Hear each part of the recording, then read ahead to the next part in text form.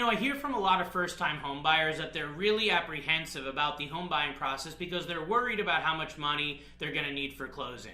But like I've talked about before, it really comes down to negotiation strategy and getting the right deal for your personal financial situation. In today's lesson, I want to show you how I was able to help a client to buy a cash-flowing multifamily 3-unit home with less than $5,000 out of their pocket. I'll give you all the details in today's training. Hi, this is Robert Weinberg, and on this channel we empower people to take control of their future through expert mortgage and financial strategies.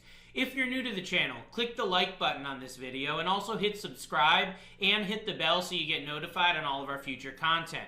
So in this lesson today, I want to go through a case study of a home purchase that I recently completed with a client that bought a cash-flowing multifamily home with less than $5,000 out of their own pocket. Here's how we did it. So the key part of this was that they had a really good realtor. And like I talk about, an expert real estate professional on your team is crucial to getting the best structured property and transaction possible. So this real estate agent was able to negotiate a full 6% seller contribution, which is the maximum allowed for this particular loan program. So the seller gave 6% to the buyer to purchase their property, and that money went towards closing costs and prepaids on their escrow account and whatnot. So the buyer only had to come up with 3.5% down, and on this particular property, that was just shy of $5,000 that the buyer had to come up with. That was it. The seller paid everything else.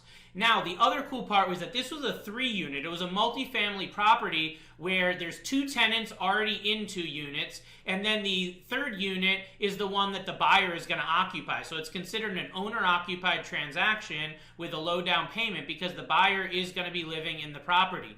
And there were already 2 tenants in place, and these tenants were paying $600 a month for each unit. So there's a total of $1,200 a month.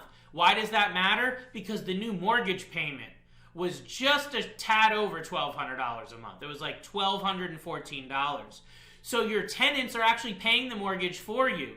Now, yes, you do still have maintenance, upkeep, and other things, of course, of being a homeowner. But as far as the mortgage, property taxes, and home insurance, it's all being paid by your tenants. So logically, you're really living for free there while your tenants pay the mortgage.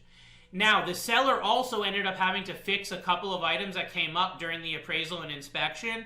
So the property was 100% move-in ready and really in a good condition when the buyer moved in there. So they didn't have any other major expenses up front. A lot of the time when you buy a lower price property or something like this, it may have a bunch of work. But in this case, the realtor was able to find them such a great property and again, negotiate with the seller when these issues came up where the seller took care of these couple things and they were able to move in full speed ahead the day after closing.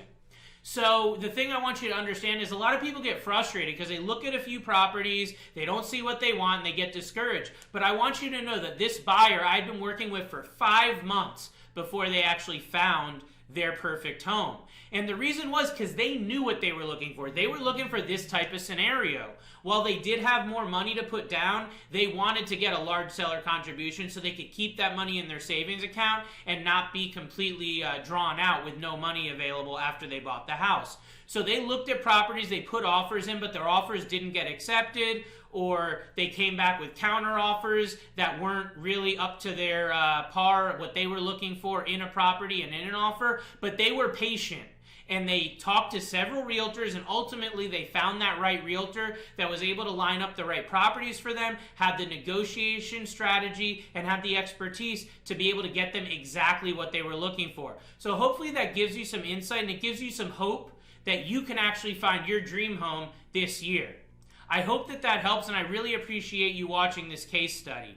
If you would, go ahead and follow me on my social media channels, and if I can be of assistance to you or anyone you know with buying, selling, or refinancing a home, please feel free to reach out to me via call, text, or private message. We'll talk to you soon, and take care.